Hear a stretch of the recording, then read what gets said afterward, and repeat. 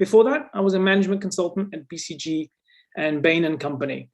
And I'm really glad to have been invited to moderate today's event because data has been central to lots of my own work experience, and I've seen firsthand the impact well analyzed and well presented data can have. So I'm really looking forward to today's presentations and today's panel. So today's event was organized by the Nutrition Data Partners Group. That's a group of development partners that has been meeting regularly for the last several years to better coordinate efforts in the nutrition data space. You will have seen their logos just on the previous slide. We'd also like to thank the Data for Nutrition community of practice, who are supporting logistics for this webinar. The DFN community provides members with opportunities to share knowledge, experience, and questions relevant to strengthening the nutrition data value chain at all levels for the purpose of achieving better nutrition outcomes in low and middle income countries. So thanks to them for supporting the logistics for this event. So before we start, I'd like to go over some logistics for today's event. So first of all, regarding language, please select now the language of interpretation that you would prefer. So translation is available in English, French, and Spanish. So to enable translation, select the interpretation button, and you can see it signaled there, and choose your preferred language. You may want to also select mute original audio. Give you all a second to do that. Next slide, please. Okay, so before we start, a couple of additional housekeeping tips. So everyone's video and microphones are automatically disabled, so you won't be able to enable those. So if you want to submit questions, please use the Q&A box. And to do that, click on the Q&A button. You can submit questions for the speakers, and then later on you can submit, so you can submit questions for the speakers as the event goes on, and we'll have 10 minutes halfway through the event to pose some of those questions to our speakers. If you have any technical issue though, use the different chat box called chat, and send it to all panelists. Right after the event, a recording will be available on the Data for Nutrition YouTube channel. It'll take a couple of weeks before the presentations and a discussion recap is available and shared with everyone. Next slide, please. So I'd first like to welcome Dr. Kelly Stewart. Kelly will be telling us a little bit about why it's so important that we're here today to discuss this topic of data value chain for nutrition. Why is it so important and needed that we discuss this today? So Kelly Stewart currently serves as Chief of the Nutrition and Environmental Health Division with the Bureau of Global Health at USAID. Over a public health career that has spanned almost 30 years, Kelly has led efforts on a broad range of development and emergency response programs, including multi-sectoral nutrition, health system reform, maternal and child health, infectious disease, vector control, HIV, family planning, and reproductive health. She started her development career as a Peace Corps volunteer in Guatemala and then Honduras. She has a BA in sociology from the University of California, Santa Cruz, and an MHS from Johns Hopkins Bloomberg School of Public Health. Welcome, Kelly, and over to you.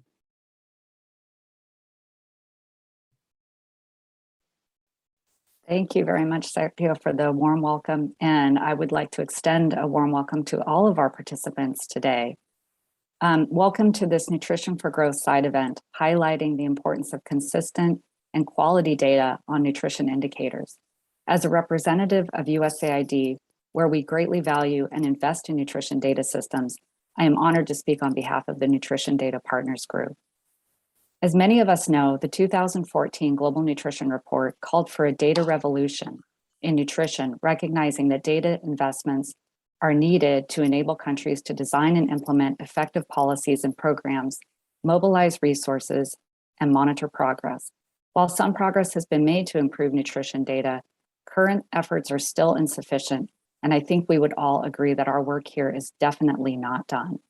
The Nutrition for Growth Summit this year will be the next significant milestone for donors and countries to make global commitments towards achieving the World Health Assembly nutrition targets and sustainable development goals for nutrition. With the global momentum behind the Nutrition for Growth Summit to improve nutrition for communities around the world, this is an absolutely critical moment for us to re-engage and double down on our commitments to improve data systems. Next slide, please. Data-driven accountability is a core focus of this year's N4G vision because improved data measurement and use is essential to make equitable progress on nutrition outcomes. As you can see here, few countries have made strategic investments in nutrition data and monitoring and evaluation activities. In data-dense 2019 review of national nutrition plans, only 33 of 58 countries had costed plans with sections on data and monitoring and evaluation. Of these countries, in several cases, a very small proportion of the budgets were allocated to data and monitoring and evaluation activities. Next slide, please. Well-functioning nutrition data and information systems guide the prioritization, collection, analysis, dissemination, and use of nutrition data in countries. On this slide, you can see that in the past 3 years, minimal funding is budgeted for nutrition data-related activities, including nutrition information systems, and funding appears to be plateauing despite the growing need. In the same time frame, donor disbursements fell short of a 5% benchmark for funding for nutrition data. Next slide, please. Given the importance of data to improve nutrition programs and outcomes, a call to action has been articulated in the Nutrition Data Partners Group Recommendations Guide. This call to action states that all countries and development partners should make specific commitments to strengthen the collection and use of nutrition data that reflect the following principles. First, allocate at least 5% of total nutrition funding to strengthening data and information systems.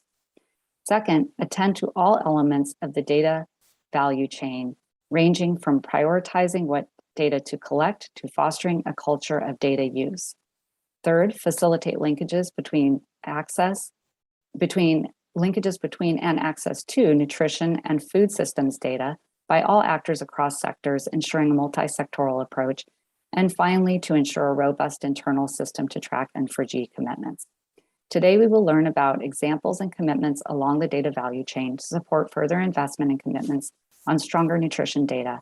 I hope today's examples can motivate new and further enhance existing commitments to include improvements to data monitoring systems. Strong data is pivotal to improving nutrition for women and children, particularly in the first 1,000-day period of growth between pregnancy and a child's second birthday.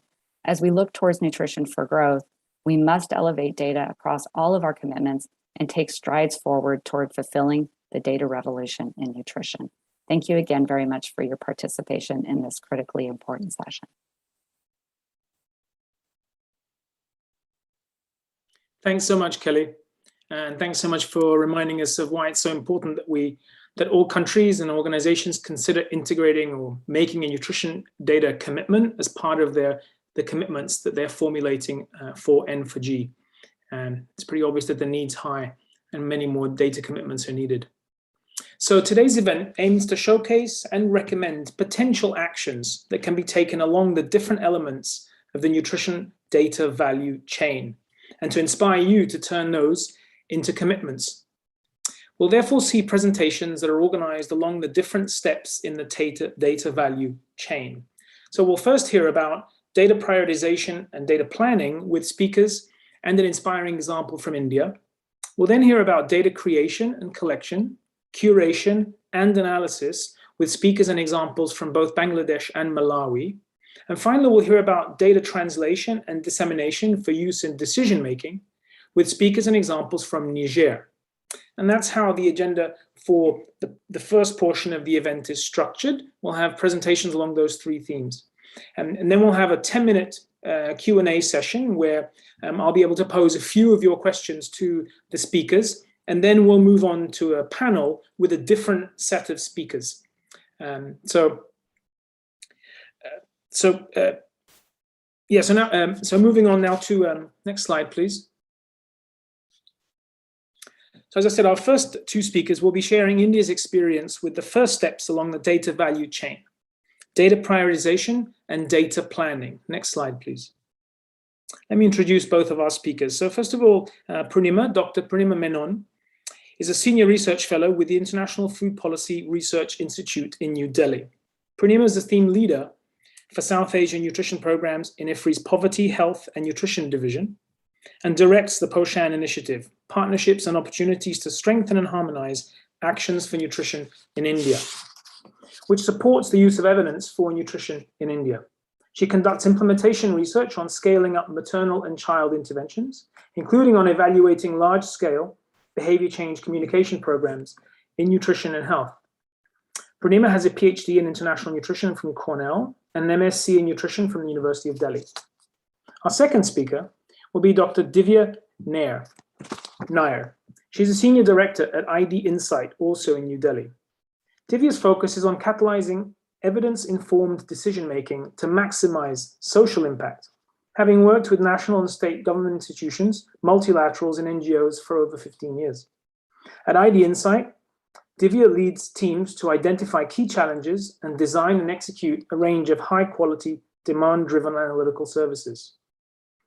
Dr. Nair is deeply invested in addressing issues around health and nutrition and women and girls empowerment, and has also worked on financial inclusion, sanitation, and agriculture. So over to you, Purnima. Divya will kick us off. Hello, good afternoon, good evening, everybody. It's a pleasure to be here. I'm going to start and then hand over to Purnima, so we're tag teaming a little bit. Just to kind of kick us off, to kind of set the context. What we're going to be talking about is the work that we have been doing with the national government to support the monitoring of the National Nutrition Mission, and specifically our work with Niti Aayog. Niti Aayog is the government's official think tank, and they have been asked to monitor the National Nutrition Mission, which was kicked off in 2018. And ID Insight and IFPRI have been working closely with them at various points. So we'll be talking about some of the work that they've been doing. They've been doing a lot more. So this kind of just gives you a flavor of some of the key, pieces that we've been engaging on. So I'm going to pass on to Purnima, and over to you, Purnima. Thank you. Could I have the next slide, please? So India launched the National Nutrition Mission, also called POSHAN Abhiyaan, in 2018, monitoring of the activities of the mission and the reach and impacts of the mission was mandated to sit with Niti Aayog, which is the national policy think tank. And so a lot of the work that is done around the monitoring for the National Nutrition Mission is anchored and led out of the national policy think tank. Quite a lot of thought went into thinking through the importance and the relevance of data in the context of the National Nutrition Mission. And given that, we believe that India is quite well positioned to be a strong example of leading nutrition data use across the data value chain. At the time that the mission was launched, several uses of data were anticipated and are in place. These include data to track progress, report on and assess the impacts of the mission. They include using data for strategy refinements at different levels and different time points, and using data for program refinements in an ongoing fashion. Again, at the time that this was set up in sort of late 2018, review mechanisms for the use of data and strengthening programs also existed and continue to exist at different levels, but guidance for how to approach the use of data was limited at the time of the launch. Next slide. One of the key steps in launching an effort to monitor the rollout of the National Nutrition Mission was actually outlining a nutrition data indicator framework. Both ID Insight and we collaborated with Niti Aayog to begin the work to lay this out. We organized a framework building on the sort of well-established conceptual frameworks for malnutrition, the UNICEF and Lancet and other frameworks, and also really the framework that and theory of change that the National Nutrition Mission itself was grounded in. So we organized that framework around interventions for which it was thought to be useful to track coverage, as well as determinants and impacts, and then use that to put together a framework of potential indicators based both on the program's theory of change and on existing interventions in the core national programs. These were also the platforms. These included the platforms that contribute to the delivery of the program. We then examined the data availability across available data sources in the country, both surveys and administrative data, to look at what was actually available to put around this indicator framework.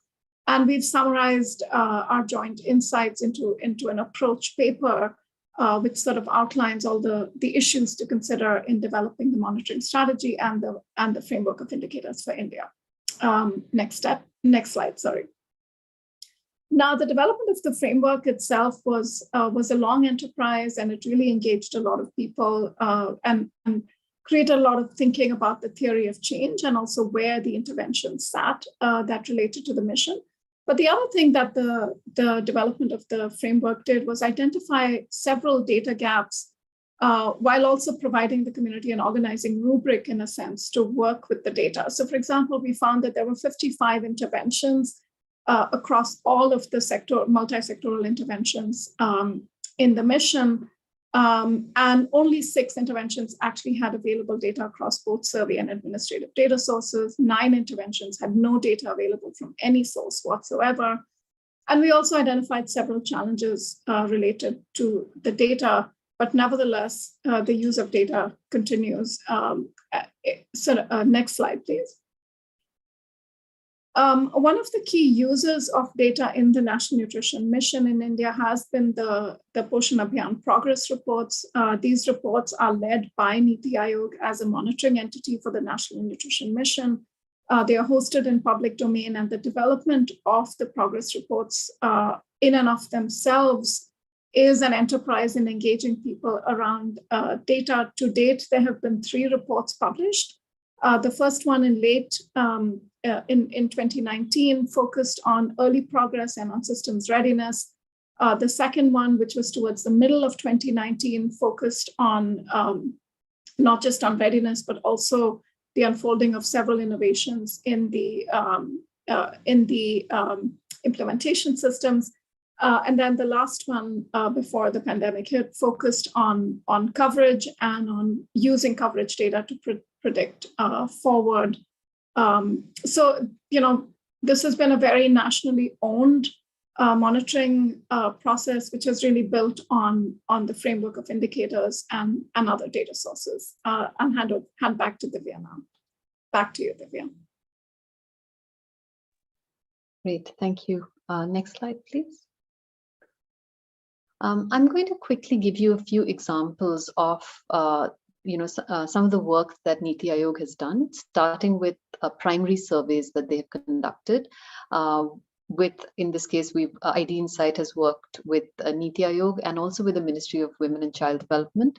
One of the key pillars of the National Nutrition Mission is social and behavior change communication.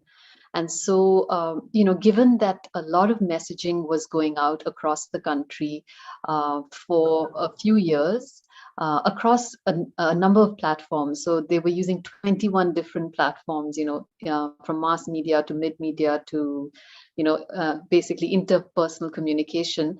The question was, how are beneficiaries actually receiving it? So we conducted 3 rounds of surveys across the country that were representative of various, populations focused on women and children, and basically provided information on, the reach, recall, knowledge, and practice related to key nutrition messages. Similarly, we've been working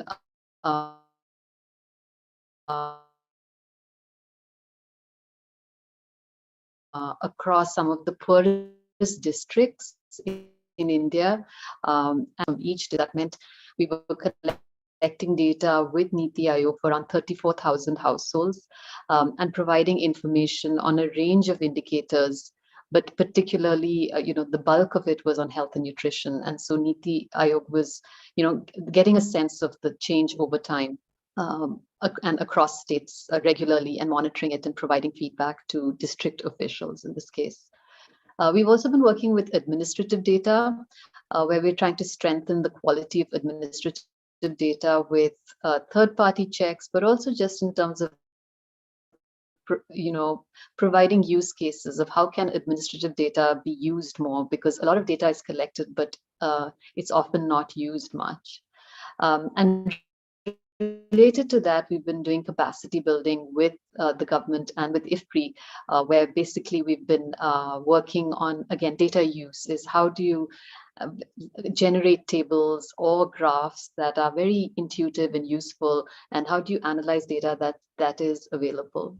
And finally, we've been working on, as Purnima mentioned, setting up these frameworks that and reports that people at various levels can use. Last slide, please. So just in terms of reflections, we thought there are a few is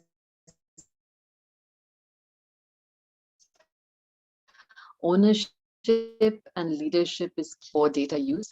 It is important to also acknowledge that you might not have complete data, you might work with different varied qualities of data, but kind of really pushing on the data use piece is very important. And the sense is that the more you use the data, the quality of the data is also likely to improve.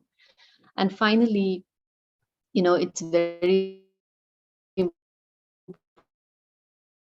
important, as Purnima mentioned, there are plugging of gaps as we go forward. But I think in India there has been a lot of progress in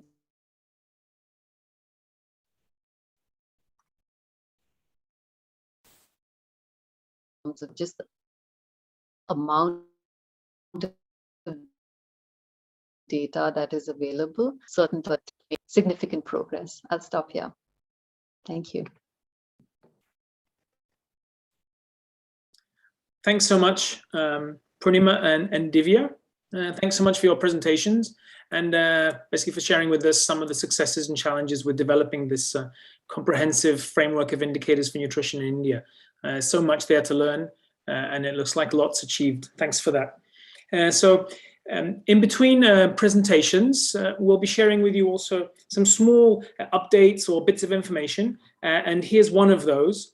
So UNICEF and the WHO team just launched the Fundamental series with 5 modules. It's an e-course, and it's to support countries in the design of implementation of national nutrition information systems. So it's just a little tidbit that we wanted to let you know about before we move on to our next presentation.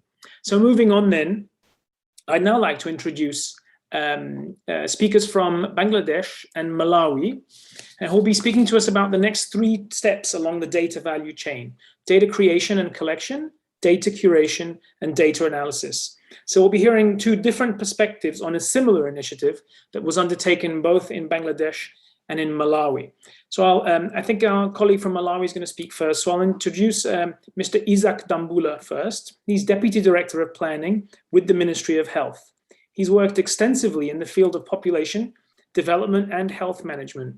Currently, he's the head of the Monitoring and Evaluation Division of the Ministry of Health with the Department of Planning and Policy Development. And that's a role that encompasses a lot of data management for health service delivery.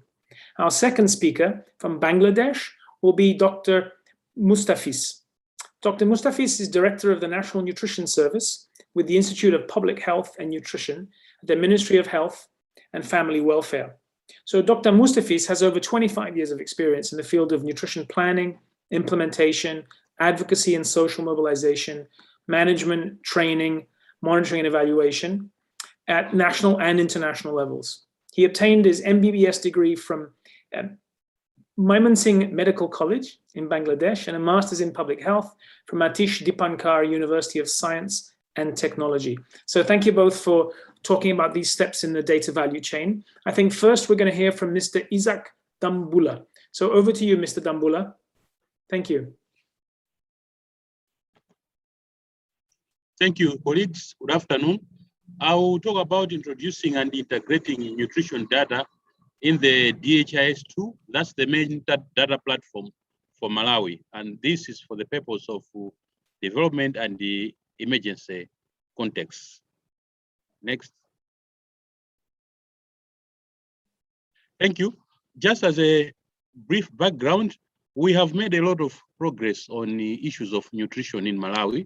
For example, vitamin A deficiency has been reduced among 59 months, and the less stunting has been reduced for primary school going children, and also wasting has been reduced. But on the other side, we haven't managed to reduce overweight. That has increased. And currently, we have also managed to include the nutrition programs on this DHIS2 platform. That's the main data collection and management system. We are able to collect nutrition data and upload it on that platform. Next.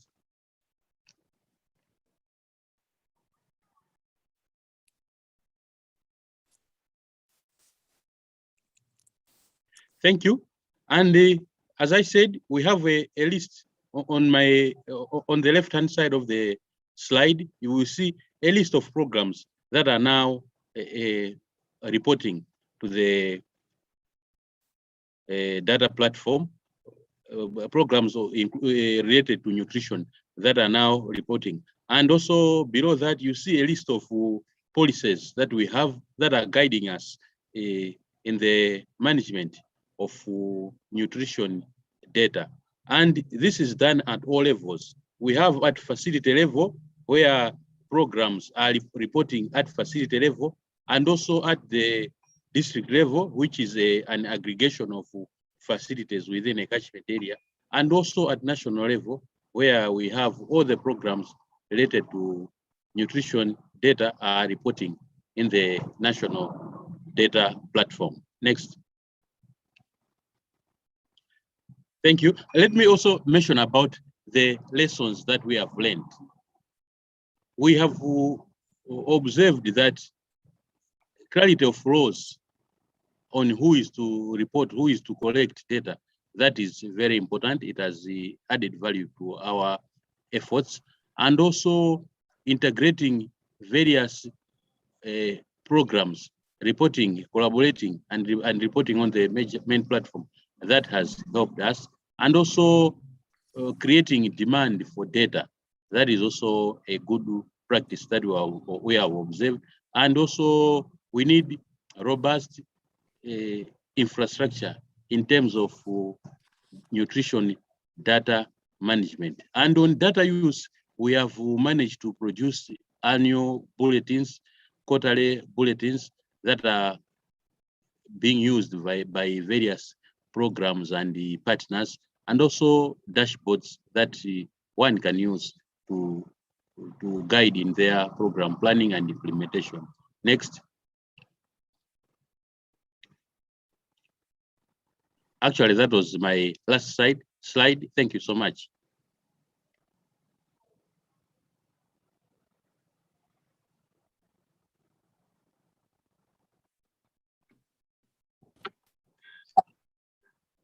Thank you, Mr. Tambula. If I can hand over to Dr. Mustafiz. Yes, please. So next slide, please. So good morning or afternoon or evening to listener. I don't know who is part of the world. So basically, I want to say, okay, it is my great pleasure and pride to present mainstreaming of the nutrition in Bangladesh and use of the district health information system as part of the integrated nutrition system to increase the coverage of the nutrition services. Prior to 2011, nutrition service in Bangladesh was just like ad hoc basis, fragmented, vertical. The government launched a minimum package of the nutrition in the name of the National Nutrition Services to be delivered throughout the government facilities under Ministry of the Health and Family Welfare in all the districts, all the hospitals, all the root level service center of the government. The initial implementation identified two bottlenecks: poor planning and management in the sub-district and sub-district level, inadequate skilled manpower. Next slide, please.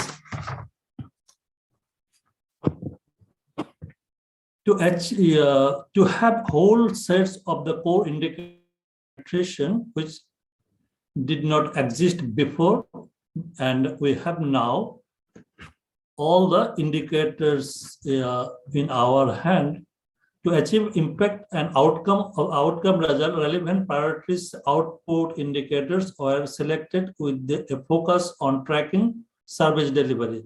As you can see in the output level, the orange row, we have three indicators from maternal nutrition: counseling, iron folic acid distribution, and the pregnant women weight monitoring. And fourth one is related to the child health and child nutrition, that is child weight monitoring, and infant and young child counseling, severe acute malnutrition, and vitamin A. Next slide, please. Okay. Once the indicators were agreed on, the paper-based register and the DHIS2 system were updated and ruled out. At present, nutrition service data are reported online monthly through district health information system from 13,500 community clinics, the lowest level health facilities, and the 480 sub-district hospital. This is operational in all 64 districts. Next slide, please. Okay. Now I would like to share 4 innovation that is related to the use of the data for decision making. Innovation 1, we have designed a multi-functional nutrition information visualized platform to facilitate timely and effective use of the data in an easy manner. This multi-level dashboard provides complete pictures from the national level, district level, sub-district level states on input, output, impact indicators. The main focus is output level indicator, which is updated every month. Now, with the support from the World Bank, $500 million pay for performance financing for resulting initiative is being implemented in 15 districts in 2 high burden divisions. We have 8 divisions in the country. Indicator disbursement linked with the services. So out of 16, nutrition got 2. So this is really working good because all the services there, and the indicators are uploaded through the electronic system, digital system. Innovation 3, apart from that, the individual tracker and the dashboard has also been linked with the Rapid Pro, a SMS gateway. SMS is sent to over 3,000 health workers of community clinic that the lowest service provider with their score on a monthly basis. Innovation 4, recognizing data with the DSS2 in internal, also interpreted external real-time monitoring and reporting of nutrition services using smartphone during the visit. It is low-performing districts. The facilities based on the DHIS2 data are also targeted for mentoring. The data collected is automatically uploaded. Things are reported on real-time dashboard. The trigger reaction and action to address identified problem and bottlenecks. Next slide, please.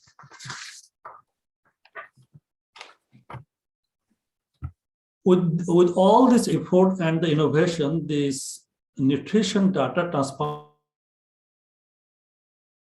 also need to be realistic about the work it takes to get this level. We have started using data and see service like infant and young child feeding counseling increase from 20% facilities to over 90% facilities.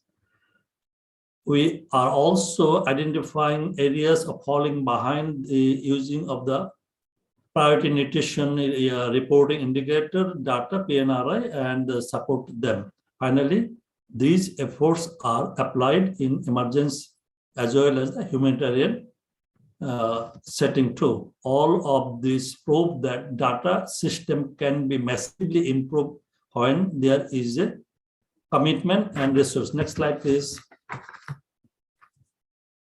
So these are some links. You can visit this link, which can help you to you know more details about our work. Thank you, everybody. This is short presentation from Bangladesh. Over. Thank you so much to both of you, Dr. Mustafiz. Thank you so much, Mr. Dambula, for sharing with us kind of some of the different learnings, some of the differences, some of the similarities in how both countries have integrated nutrition data into district health information systems. And I think it's amazing and so powerful to see those visualizations of data and how the way that it helps a meeting take place, the way that it helps decisions to be made. Fantastic. So as we did before I move to the final set of presentations, we have a little bit more information to share with you. So if you take a minute to look at the slide, this time it's about a commitment, and it's a commitment to innovation in data collection from Peru.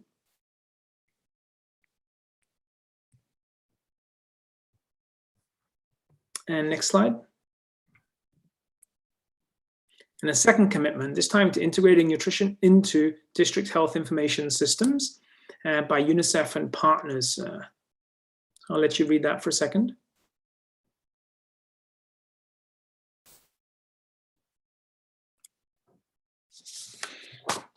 Great. So let's move to our third and final set of country presentations. So in this case, now we're going to hear a little bit about from Niger around the final two steps of the data value chain. So specifically, data translation and dissemination for use in decision making. And we'll hear from two speakers on Niger's experience with NIPIN, French, la plateforme nationale d'information sur la nutrition. Donc c'est mon plaisir d'introduire les deux présentateurs qui vont parler un peu sur le Niger. Donc d'abord, j'aimerais présenter Dr Denisa Elena Yonet, ambassadrice de la France au Niger. Alors, Dr. De l'Union européenne. De l'Union européenne. De l'Union européenne. Correct, merci. De l'Union européenne au Niger. Donc, Dr Yonet a étudié la médecine et s'est spécialisée en gynécologie en Roumanie, où elle a travaillé comme médecin et chercheuse à l'Institut de santé maternelle et infantile de Bucarest. De 2006 à 2011, elle a travaillé au secrétariat international de l'Organisation du traité d'Atlantique Nord, en NATO, on la connaît à Bruxelles, s'occupant de la coordination civilo-militaire, du renforcement de capacités et du soutien médical aux opérations. En octobre 2011, elle a été nommée chef de l'unité de gestion de crise et de la fragilité à la Direction générale de la coopération au développement de la Commission européenne. Et elle est depuis 2015 ambassadrice de l'Union européenne et exerce actuellement cette fonction auprès du gouvernement du Niger. Deuxièmement, j'aimerais aussi vous présenter Monsieur Sadou Bakoy. Alors, Monsieur Bakoy est actuellement le secrétaire général du ministère du Plan du Niger, ainsi que membre du conseil d'administration dans l'Institut national de la statistique du Niger, ainsi que président du comité national de pilotage de la plateforme NIPIN, la plateforme nationale d'information pour la nutrition. M. Bakoy a plus de 30 ans de carrière dans l'administration du Niger, où il a occupé et continue d'occuper des postes élevés. Il a été conseiller principal du Premier ministre et directeur général de l'économie au ministère de l'économie et des finances. M. Bakoy est titulaire d'un master en gestion, évaluation et de l'université d'Anvers en Belgique. Donc, merci beaucoup à Dr Yonet et M. Bakoy pour le partage d'expérience sur le Niger. Je pense que je passerai d'abord la parole à Dr Yonet, n'est-ce pas? Très bien, à vous, merci. Merci beaucoup, merci pour tout. Merci de nous avoir invités, moi-même comme représentant des bailleurs et plus précisément du chef de file des bailleurs, du donor conveyor, pour délivrer juste une petite introduction avant que monsieur le secrétaire général présente la substance. Donc, qu'est-ce qui fait et pourquoi l'Union européenne est fortement investie dans ce projet. Premièrement, parce que nous sommes fondamentalement commis à l'engagement de 4 à 6% de l'ensemble des investissements, qu'ils soient consacrés aux données et aux systèmes d'information liés à la nutrition. Et nous avons en préparation maintenant la finalisation de la cartographie des bailleurs et on va regarder encore beaucoup plus d'attention cet aspect. Deuxièmement, parce que nous sommes depuis 15 ans un partenaire du gouvernement du Niger dans le domaine de la nutrition, tant sur des aspects structurels, comme c'est-à-dire la recherche des solutions à long terme pour la malnutrition aiguë et chronique, et aussi sur la gestion immédiate des crises alimentaires et nutritionnelles. Nous travaillons donc à tous les niveaux. Notre appui à nos partenaires nationaux, gouvernements, sociétés civiles, autres agences de mise en œuvre passent donc par tout le spectre d'organisations et de structures mettant en œuvre ces interventions. L'Union européenne a pris des engagements en 2013, dont celui de 4 à 6% de plafond des ressources, et nous souhaitons y être attachés. Mais il y a 3 éléments d'avantage comparatif pour cette plateforme nationale d'information nutritionnelle. Premièrement, qu'elle permet de soutenir une approche multisectorielle à la nutrition, parce qu'elle assure la collecte, l'analyse se fonde avec une visée multisectorielle. Deuxièmement, puisqu'elle renforce en même temps les capacités des acteurs du secteur de la nutrition. Et 3, parce que, comme on dit, embedded, donc pris en compte dans cette approche, il y a aussi la création d'un environnement favorable pour la prise de décision d'un côté et aussi pour le plaidoyer pour l'amélioration de la situation nutritionnelle. Pour que ça réussisse, nos partenaires nationaux, comme ils vont vous dire, ont mis en place un montage institutionnel particulier, car pour mettre ça en exergue, c'est important d'avoir tant un leadership stratégique qui est avec le Haut Commissariat à l'initiative 3N, mais aussi une exécution placée aussi à un haut niveau à travers l'Institut national de la statistique. Vous allez apprendre plusieurs autres informations. Moi, je souhaiterais mentionner encore 2 éléments. Un, que pour nous, en tant que bailleurs, ceci représente aussi une partie d'un appui plus large au développement des statistiques et à cette philosophie d'utiliser l'outil statistique comme aide à la gestion, comme aide au plaidoyer et aide pour améliorer continuellement l'environnement, de fonctionnement des institutions et de sensibilisation des populations. Il fait également partie d'une approche où nous soutenons globalement l'Institut national de statistique. Nous travaillons également sur les statistiques de l'éducation. On est d'accord comme l'éducation et la nutrition sont critiques pour le développement de l'enfance, dont le Early Childhood Approach est très important. Donc, on peut avoir encore une approche plus large, adressant encore mieux les causes profondes de la malnutrition et permettant un développement intégré de l'enfant. En tant que bailleur, je souhaiterais aussi mentionner, avant de clôturer, le fait que nous avons soutenu cette approche avec l'instrument et la modalité d'aide qui est la plus proche des besoins de nos partenaires, qui est l'appui budgétaire. D'un côté, en incentivisant la réalisation, donc l'adoption de la feuille de route de la nutrition et d'autres réformes avec l'appui budgétaire, mais également en utilisant cela comme un appui complémentaire.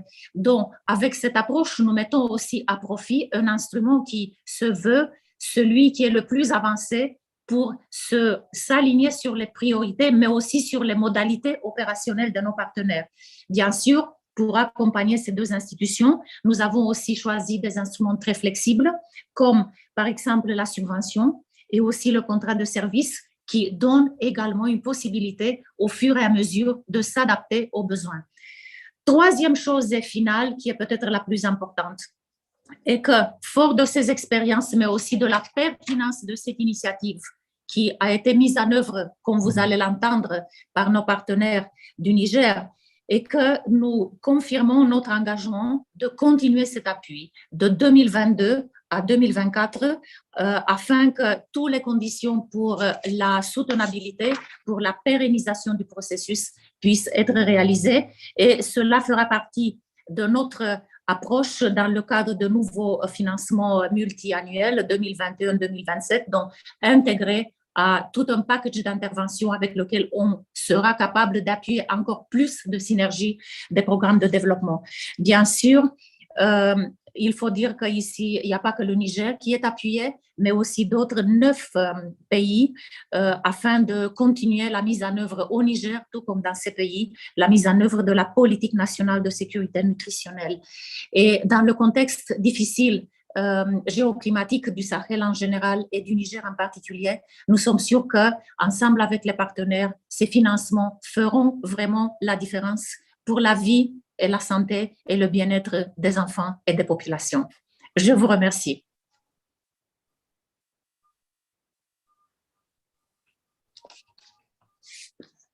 Merci, Excellence. Monsieur le modérateur, Mesdames et Messieurs les participants, Mesdames et Messieurs les panélistes, c'est avec un réel plaisir que je vais vous entretenir sur la plateforme nationale de nutrition comme un outil d'aide à la décision au Niger. Suivant. Suite.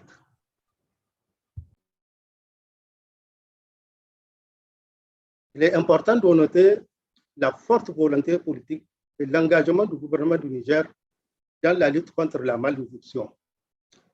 Ainsi, l'article 12 de la Constitution du Niger reconnaît le droit à une alimentation saine et suffisante. Entre 2011 et 2012, le Niger s'est engagé au plan international en adhérant au mouvement SUN et à l'initiative REACH. En 2017, le Niger a adopté la politique nationale de sécurité nutritionnelle et son premier plan d'action 2018. Cependant, il existe une insuffisance d'information dans la plupart des secteurs contributifs à l'amélioration de l'état nutritionnel des populations. Face à l'insuffisance des données, le gouvernement, appuyé par ses partenaires, organise des enquêtes régulières afin de disposer des informations utiles à l'orientation des politiques nutritionnelles.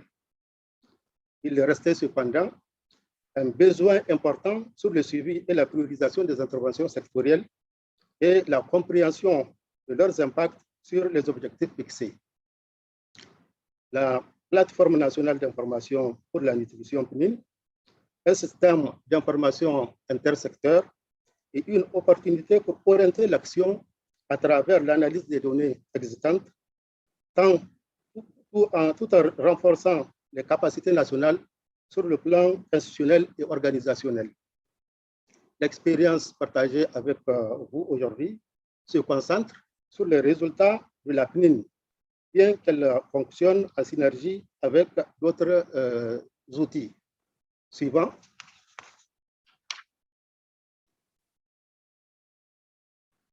Suivant. OK. Parmi les prérequis, il importe de mettre en place un système d'information centralisé.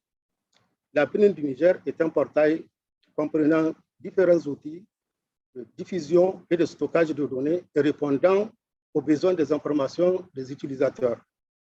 Parmi les outils développés, je mentionnerai un outil de stockage et de diffusion des microdonnées, un outil de suivi des indicateurs multisectoriels sur la nutrition, regroupant 340 indicateurs provenant des secteurs contributifs et choisis à travers une approche novatrice de vérification de la qualité. Des méthodologies adaptées au contexte national permettant de mieux comprendre certains faits propres à nos contextes. Un système centralisé en lien avec le plan d'action multisectoriel sur la nutrition et des enquêtes spécifiques menées sur la nutrition. Une telle démarche doit permettre de disposer à long terme de plus d'informations de qualité pour l'orientation des politiques publiques.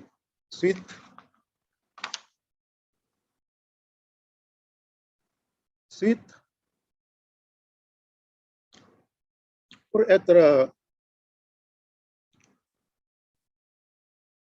être utiles, les données doivent répondre à des besoins d'information et à la demande des utilisateurs et des décideurs.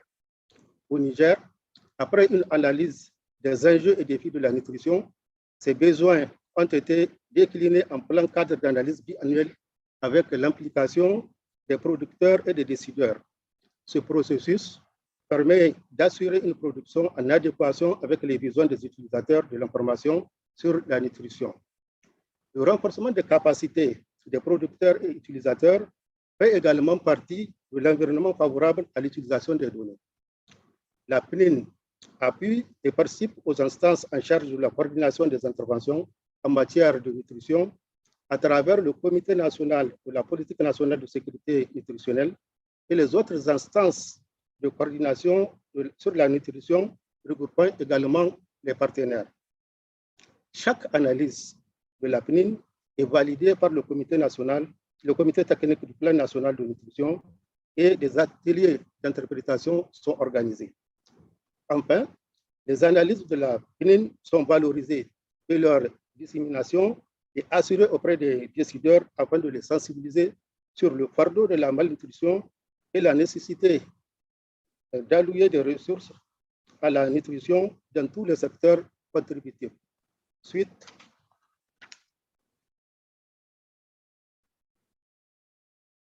La production d'informations a une implication certaine sur la prise de décision. La cartographie des interventions et intervenants et les analyses de la PNIN ont permis de formuler des supports de plaidoyer en faveur de la nutrition au Niger. Le récent dépôt d'une loi sur le droit à l'alimentation au Niger par l'Assemblée nationale est l'un des résultats de ce plaidoyer.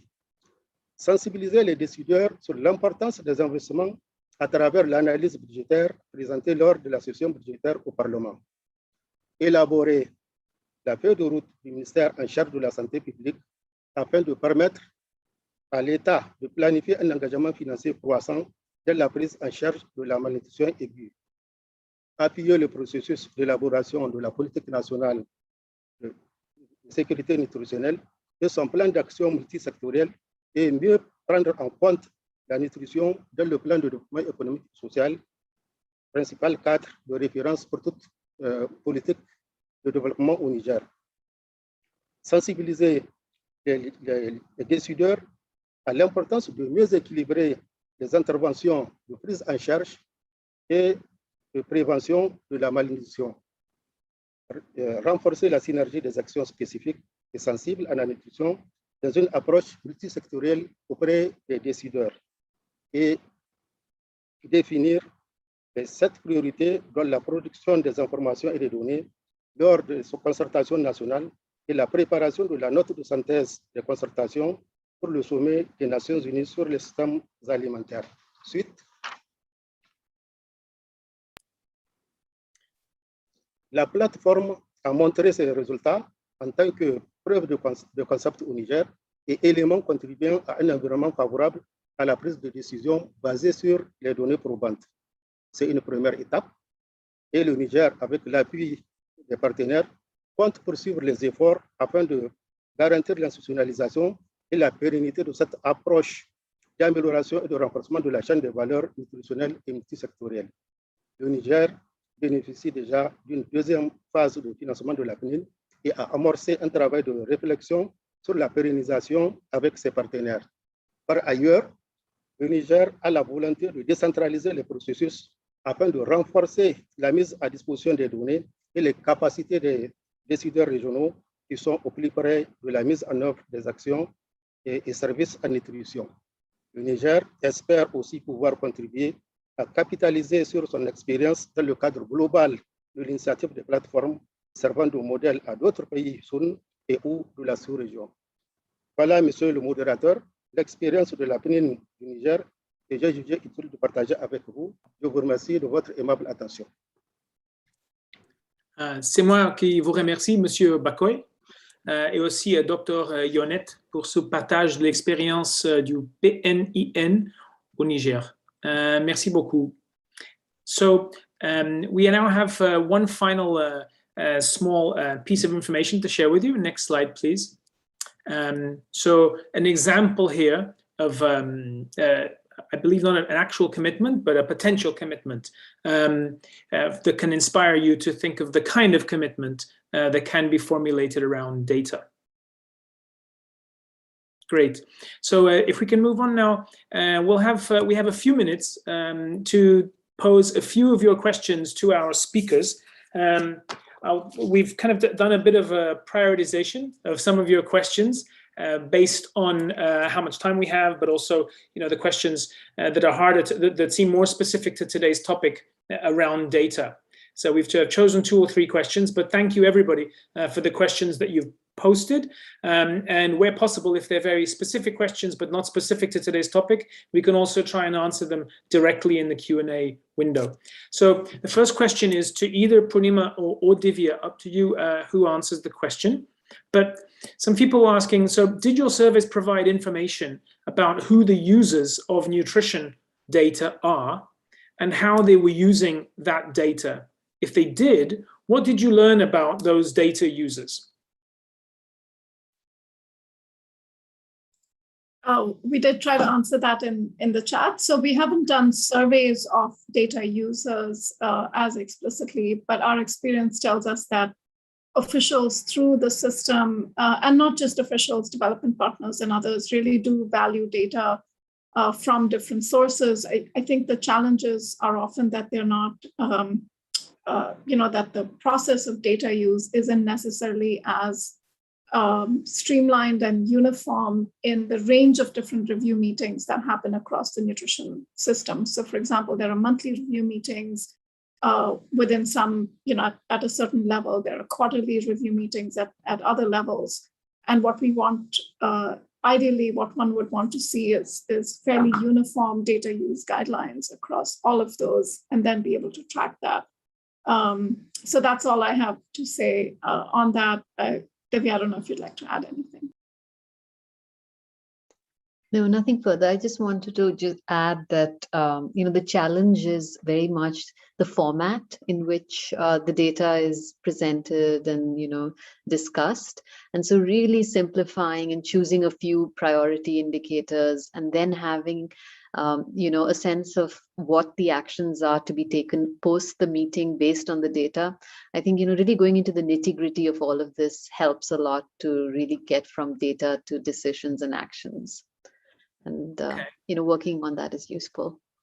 Thanks for that. And I think that ties to another comment that we saw in the chat box saying that, and I guess a follow-up question, different ways of trying to increase the number of data users and what you've tried. What have you tried to do to get more people to use the data? And the suggestion here is, of course, is that the more the data is socialized, so the more it's shared, the more users you'll have, but also agreeing with those users ahead of time on which key indicators would be reviewed.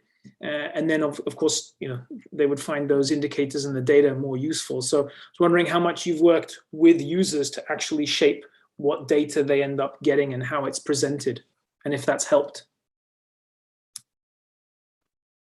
Yeah, I think really, the ownership piece is very important in terms of making sure that the people who are using it have a sense that, they have complete, they have a lot of control in terms of choosing the indicators and also in terms of, how regular it is, where's the evidence coming from, and also eventually, working with government, there is the sense that they're able to choose what's going public, because that is also part of the, decision-making framework that they use. Is very often they want the data first to socialize it within their ecosystem. Right. So there are sensitivities to manage as well, of course. Okay. Yes. Thanks, both of you. Now I'd like to send a question over to Mr. Dambula. Mr. Dambula, it's a question here about how in Malawi is the data and data analyzed with recommendations. How is it then fed back to district facilities? And is that done on a monthly basis? And how is it fed back?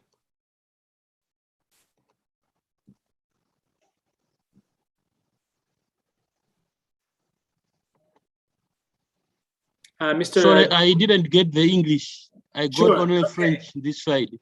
Okay, let me ask the question again. So, Mr. Dambula, so if you can tell us a little bit about the process by which data and I guess analysis and feedback is given back to districts and the regularity with which that's done. So how is the data and the analysis discussed with the districts and with what regularity is that done? Thank you so much.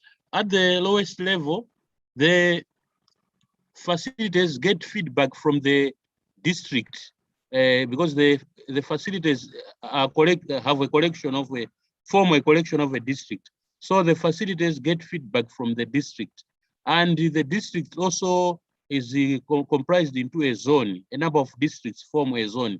So the districts amongst themselves, they also provide feedback and reviews to each other and to the facilities. And we also have finally a national level review where all the districts get feedback from each other and from the national level. And the facilities get feedback on monthly basis, and the zones get feedback on a quarterly basis. And the national level feedback is once a year. Thank you. Great, thanks so much, Mr. Dambula. Very clear and concrete answer. Thanks so much. I think we've got time for a third question before we head on to our panel discussion. This is a question for Dr. Mustafis. Dr. Mustafis, a very practical question here coming from someone about integrating nutrition data into DA at the district level. And somebody was, first of all, wanted to give you a compliment on that effort and that work, but asking a very practical question. How do you deal with poor network and I guess telephone and internet coverage in more remote areas? How have you dealt with that? Have you come up with alternative ways of working? Over to you, Dr. Mustafis. Okay. Initially, it was really poor. Now the electricity supply is in whole country, and I do agree with you. Some hard to reach area are in Bangladesh. So in that case, they can upload the data online and offline. So they can manage this one. So they can upload and they can get, it will be automatically uploaded when they are online. So this is not a big factor nowadays. It was a big factor even 1 year back, 2 years back.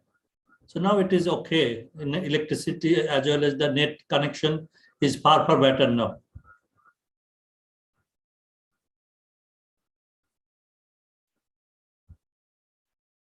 Sorry, I cannot listen. Yes, thank you for that. So what I was saying was, so that means that a year or two ago, when internet coverage was still a problem, the solution was that the system could work offline, and then it would upload whenever they had internet available. Yeah. That was the practice. Now it is far better. Great. Okay, thank you so much for that clarification, for that detailed answer. Okay, so I'd like to say thank you to all of our presenters today from all our different countries and from the European Union. Thank you so much for your presentations and for kind of walking us through the different steps of the data value chain. So we'll now move on to our panel presentation. Next slide, please, for our panel discussion. Great. So for our panel, this is a panel where we will be posing the panelists certain questions. I'm afraid we don't have time probably to open up for lots of questions from the audience, but we will be posing our panelists a series of questions, and I'm excited to say that a lot of those questions are around commitments that those panelists are announcing or making. So that's great news. So. First of all, let me introduce our speakers. So we'll be having panelists today from the Republic of Uganda, the Republic of Yemen, and the United States. From the Republic of Uganda, and I'll introduce everyone first, and then we know who everyone is on the panel, and then we can go into the panel discussion. So we're joined by two panelists from the Republic of Uganda. First, Ms. Samali Namukoso. She's Assistant Commissioner and Head of the Nutrition Division with the Ministry of Health of Uganda. Ms. Namakoso has over 15 years of experience working at Uganda's Ministry of Health. She provides coordination and leadership for health sector nutrition interventions, and that includes policy formulation, planning, implementation, capacity building, resource mobilization, advocacy, M&E, and research. Lots of different facets of nutrition planning and implementation. So Ms. Namakoso holds a BSc and an MSc in agriculture, a PGD in food and nutrition security, an advanced degree in business administration, and is currently working to complete her PhD in public health nutrition. So good luck with that, Ms. Namakoso. Secondly, from Uganda, I'd like to introduce Mr. Paul Mbaka. He's also an assistant commissioner with the Ministry of Health of Uganda, but as head of health information. So Mr. Mbaka leads multiple initiatives in health information, digital health, knowledge management for the health sector, ensuring health information is used in decision-making and policy formulation. Seems so appropriate for today's topic. He's a statistician and a software developer with over 15 years experience in M&E systems, in research and data systems. He's previously worked with the Ugandan Ministry of Finance, Planning and Economic Development, WHO, and the World Food Programme. Welcome to both of you. From the Republic of Yemen, I'd like to welcome Ms. Karima Ahmed Al-Hada. So Ms. Karima is with the Ministry of Planning and International Cooperation and a planning and liaison specialist with the Sun Secretariat in Yemen. And Ms. Al-Hada led the development process of Yemen's multi-sectoral nutrition action plan and nutrition strategy, and she led the development of Yemen's Sun Business Network. She's improving the multi-sectoral nutrition information system in Yemen and also working on strengthening national platforms by bringing as many diverse stakeholders together as possible. And recently, she was nominated as a member of Sun's executive committee. Welcome to Ms. Hada. And finally, from the United States of America, I'd like to welcome Dr. Erin Milner. Dr. Milner is Senior Nutrition Monitoring, Evaluation, and Learning Advisor with USAID in Washington, D.C. At USAID, Dr. Milner leads monitoring, evaluation, and learning efforts, and she manages multi-sectoral nutrition programs. She has 14 years of experience designing and implementing nutrition and health projects throughout sub-Saharan Africa. Previously, she directed several environmental health M&E programs and created resources for nutrition-sensitive agriculture programming. She led research in Kenya on nutrition linkages with ecosystems, food security, WASH, and early childhood development. Erin started out as a Peace Corps volunteer in Ghana. She holds a PhD in environmental health sciences with a focus on public health nutrition from my alma mater as well, the University of California, Berkeley. So I'd like to welcome all four of you to today's panel and say hello to everybody. And can we see everybody?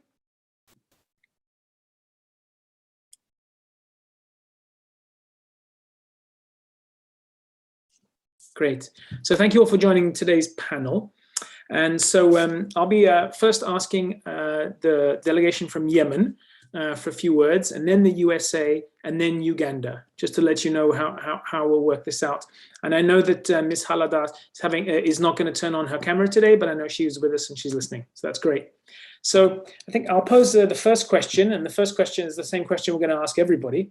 So to Ms. Karima Al-Hada, in a few minutes, could you please share with us the 2021 N4G data commitment that Yemen has made to work on over the next 4 years, which means it has to be achieved by 2025. And also, could you tell us, why did Yemen choose this particular commitment? So over to you, Ms. Al-Hada. Thank you so much. Good morning, good afternoon, good evening, everyone. Thank you for having me for today. Actually, we recognize the importance of timely and quality data with adequate level of disaggregation to guide the country decision-making and allocation of resources for nutrition. And hence, we appreciate the need to strengthen the nutrition information system and to enhance quality utilization of nutrition data, policy development, program design, and monitoring. Thus, our G commitment is that the government of Yemen commits to strengthen the national nutrition information system. This includes surveys, routine monitoring, monitoring and surveillance, exploring opportunities for enhanced digitalization of data, evaluations, and strengthening human resources capacity. Yemen also commits to harmonize nutrition data and information system across sectors to reflect the standards and core indicators that are aligned with the nutrition strategy, and to develop a national nutrition monitoring, evaluation, and accountability framework. So this is the commitment, and it was chosen actually to our accumulate effort in the country. As Yemen undertook a nutrition information system review last year, this process was very consultative in country, involving the Ministry of Health, UN agencies, NGOs, partners, and other donor communities. It was a successful experience considering the political divide in the country. This success proved the essentiality of supporting the systems and national and local technical initiatives in conflict-affected fragile context.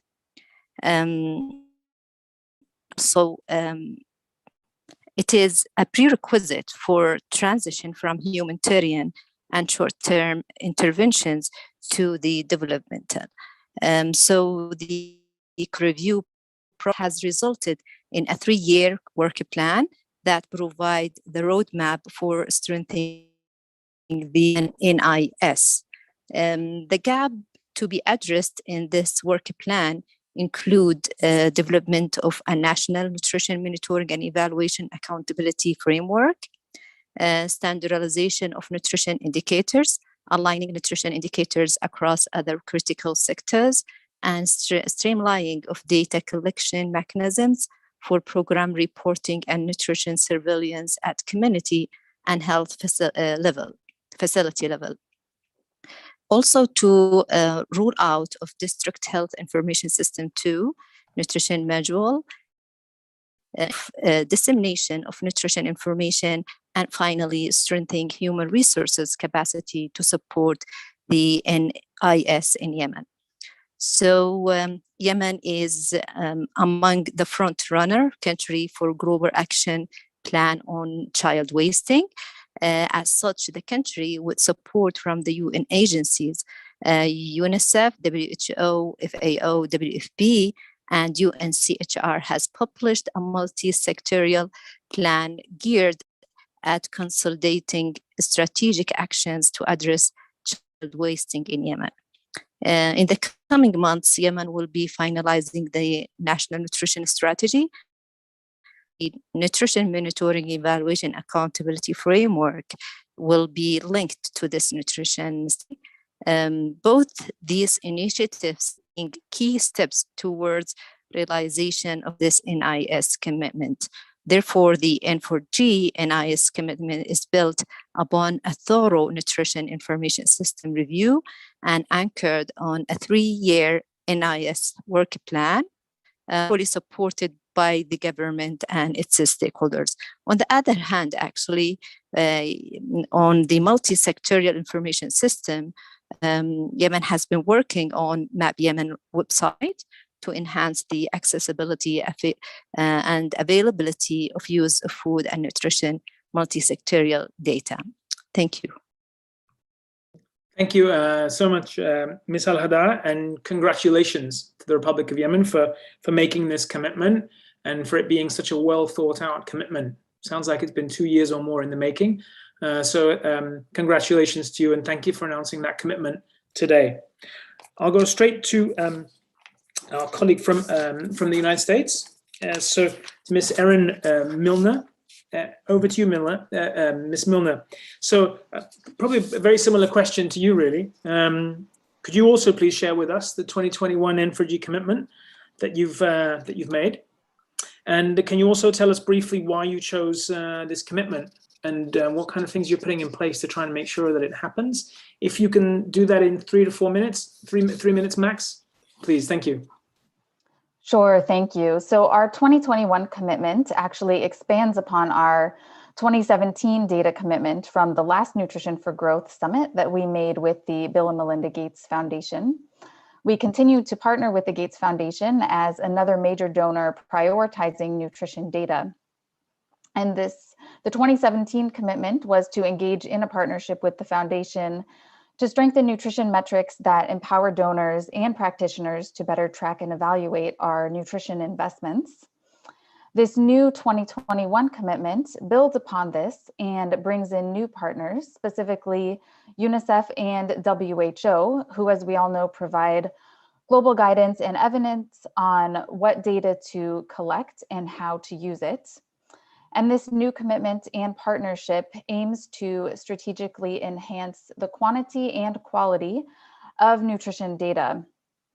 So we at USAID actually look forward to formally announcing the details of our data commitment at the upcoming Nutrition for Growth Summit. In terms of why we chose this commitment, we chose it because as a donor, we recognize the need to strengthen nutrition data, particularly in terms of availability and use, to ensure policies and programs are robust and designed and implemented to improve nutrition outcomes that are context specific. Therefore, as I mentioned, we are partnering with the Gates Foundation, UNICEF, and WHO to strategically increase the quantity and quality of nutrition data.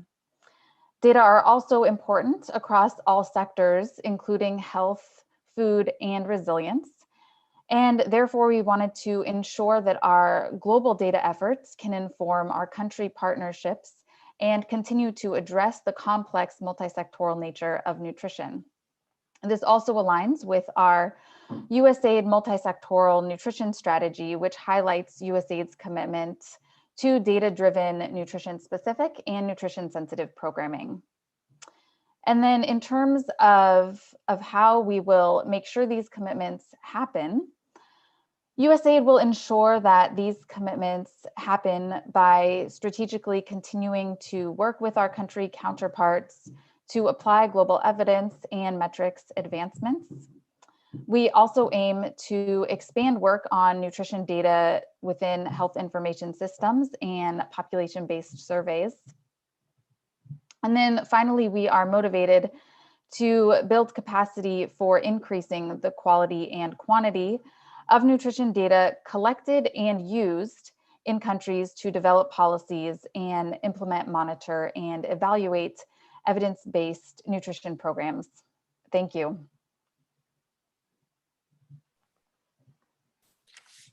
Thanks so much, Erin, for making the commitment and for announcing the commitment today. Great to hear. And I'm sure we'll hear more about it throughout N4G. So for our last presentation of a commitment today, I'd like to hand over to the team from Uganda. I do have to ask you to speak for 1 to 2 minutes each, maximum. So I have to ask you to be very brief, please. So I'm not sure if do I go first to Ms. Samali and then Mr. Mbaka, or the other way? Sorry, I can't hear you.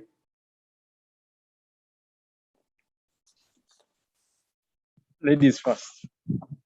Yeah, okay, ladies ahead, first. Please. So I'll go first. Thank you. We are still living in the era of COVID, so you'll bear with us. We are two on the same table, so I have to leave my mask on.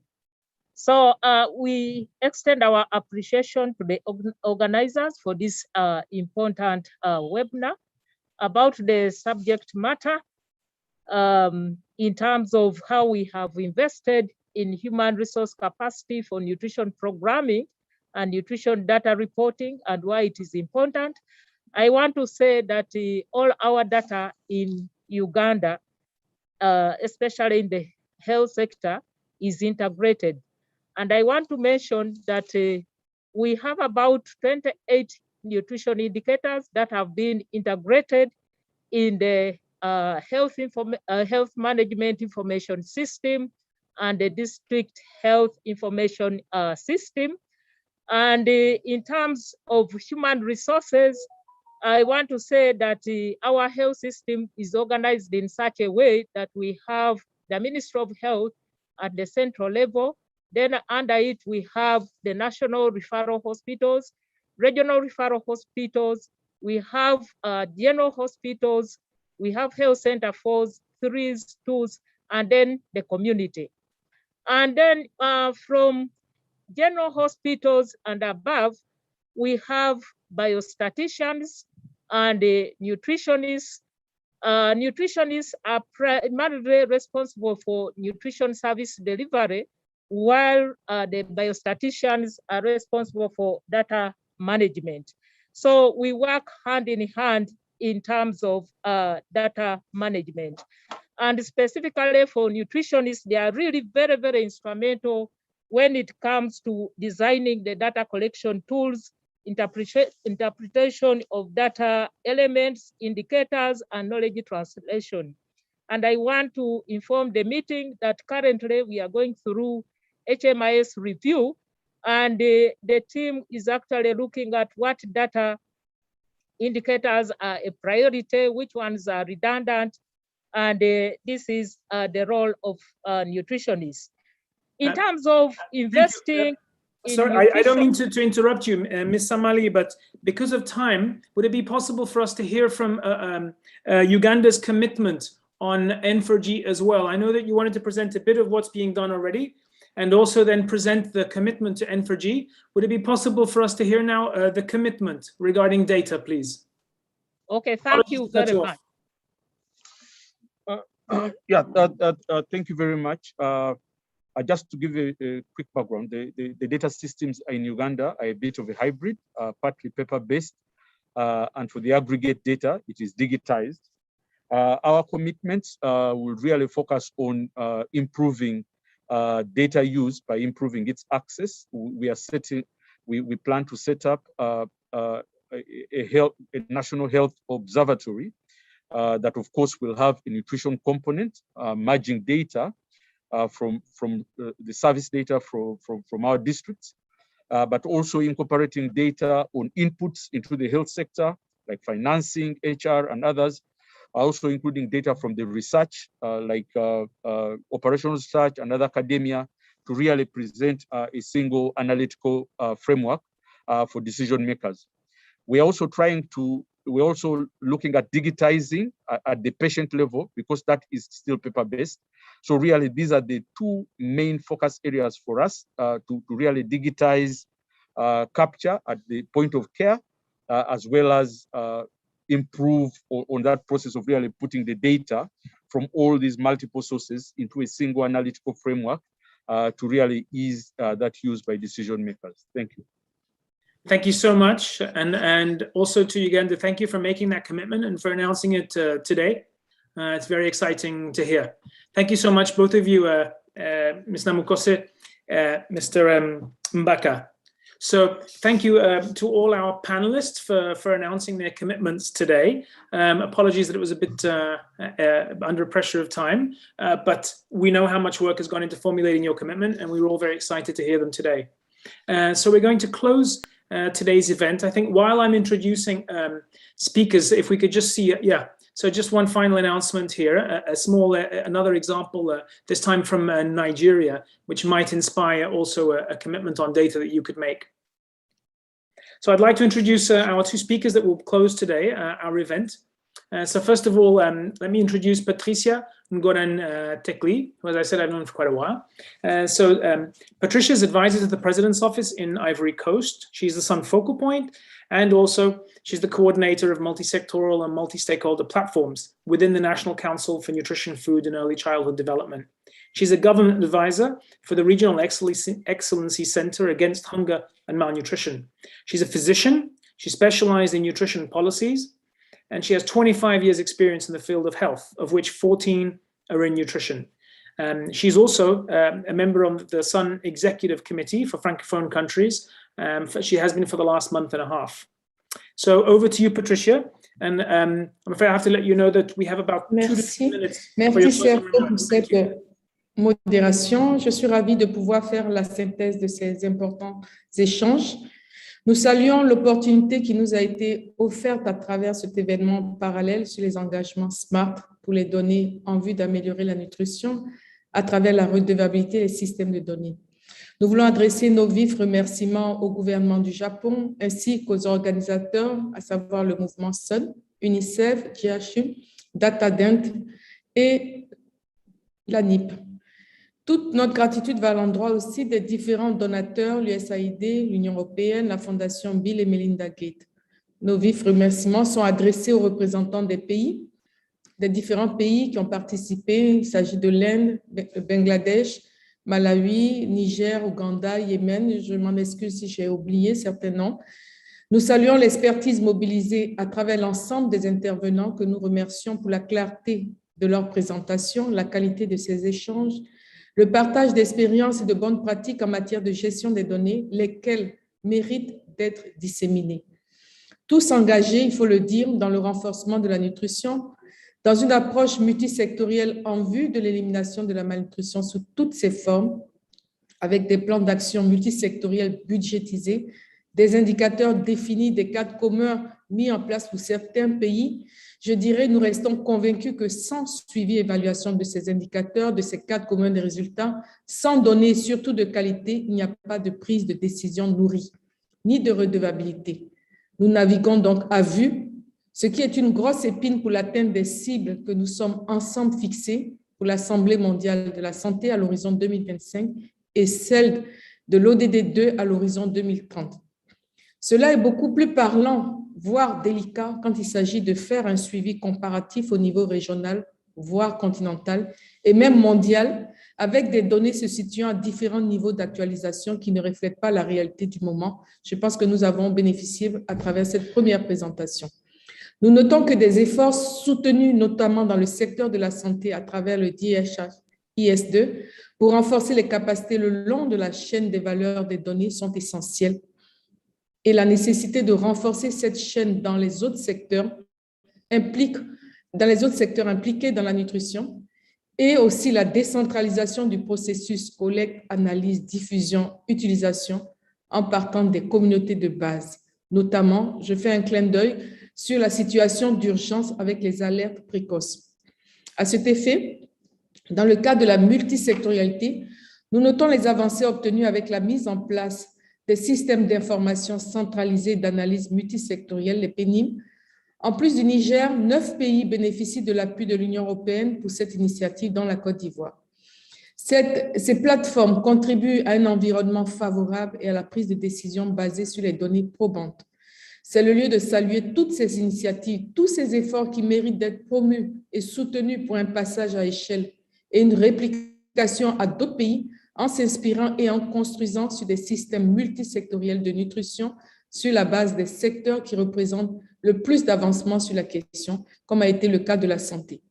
Je profite pour vous informer, si je me permets. Oui, je peux vous demander de terminer, si possible? D'accord. Donc, il faudrait dire que les engagements qui seront pris à Tokyo par l'ensemble des pays, c'est l'idéal. Les différents points abordés soulignent l'importance pour les pays d'investir dans la nutrition. Et je voudrais y aller rapidement pour vous citer seulement un exemple sur l'importance des données. C'est comme un hôpital dans notre région pour symboliser l'importance de la vie.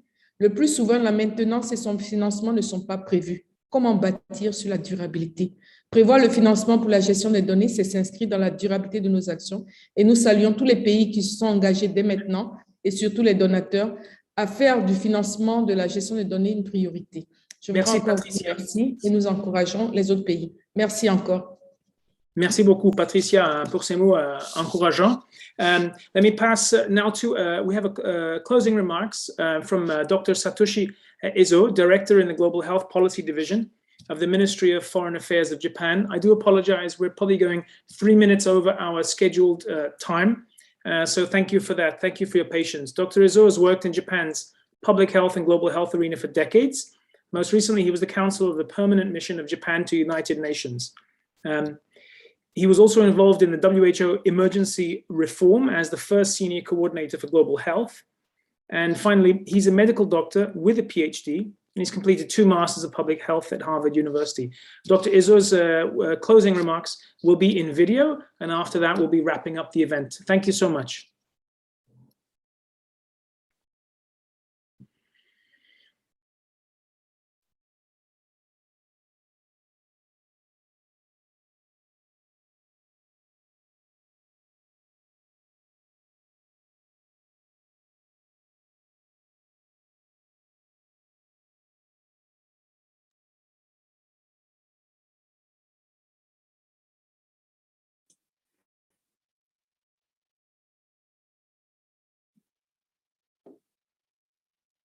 Distinguished colleagues, ladies and gentlemen, first, I would like to express my gratitude for UNICEF, SUN, Datadent, EU, Gates Foundation, and other members of the Nutrition Data Partners Group, and all of you who have gathered today to discuss on the initiatives to strengthen the monitoring mechanism on nutrition programs across the world.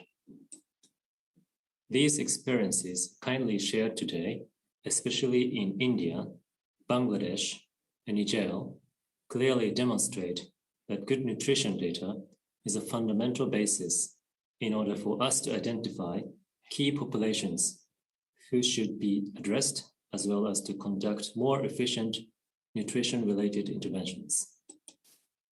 We all know what gets measured gets done. With this in mind, I trust that you had valuable reflections and shared best practices on the steps taken to improve nutrition data.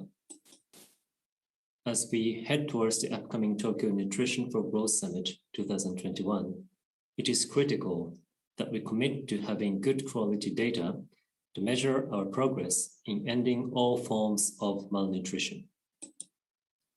This is particularly important to make universal health coverage meaningful as well as a reality, and to build more equitable and sustainable food systems for all.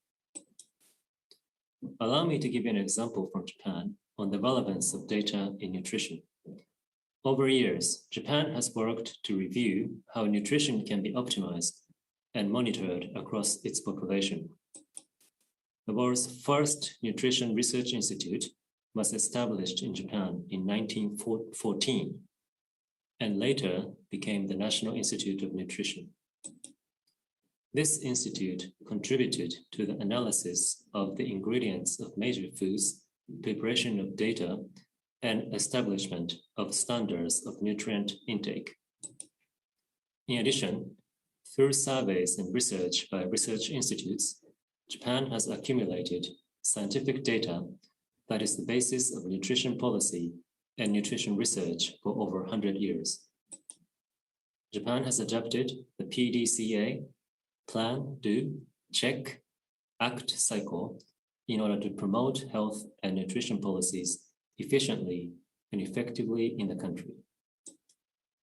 Such experience is one of the reasons why we set data and accountability as a core theme of the Tokyo N4G Summit. Through the Tokyo N4G Summit and other efforts, we need to urge countries and organizations to invest in strengthening nutrition monitoring, which will ultimately impact the nutrition for populations today and for upcoming generations. I therefore look forward to welcoming you to Tokyo N4G Summit on December 7th and 8th with your ambitious commitments to fight all forms of malnutrition by taking advantage of today's rich discussion on data and accountability. I thank you.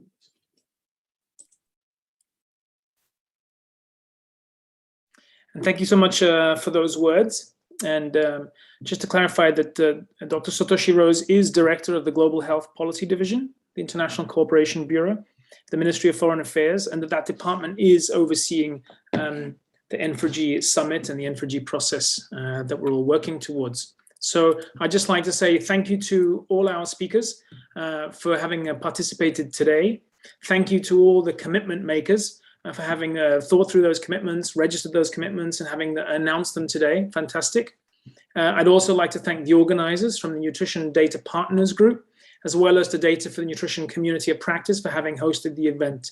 There were lots of people behind this event organizing it, and I want to thank them all personally. I think they made a fantastic job of this, so congratulations to them all. Just to let you know, the recording of the webinar is already available at the Data for Nutrition YouTube channel, but the copies of translations, of the presentations and the summary of the Q&A will be shared via that community of practice in the coming weeks. And you can visit the website there for more information. And for myself, I certainly feel I learned a lot today. So it's been a fantastic event for me to moderate. I've enjoyed it thoroughly. Thank you so much for everybody's presentations. And I hope everyone has a great rest of the day or a great evening. And and a great run up to Nutrition for Growth on December 7th and 8th. Thanks so much, everyone. Thanks to the translators. Thanks to everybody, and have a good evening. Bye-bye. Bye-bye.